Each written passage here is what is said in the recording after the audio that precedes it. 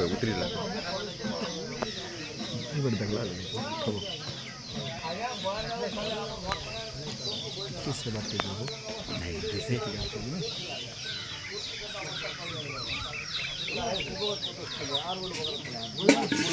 नहीं है ना ऐसे आश्रम में तो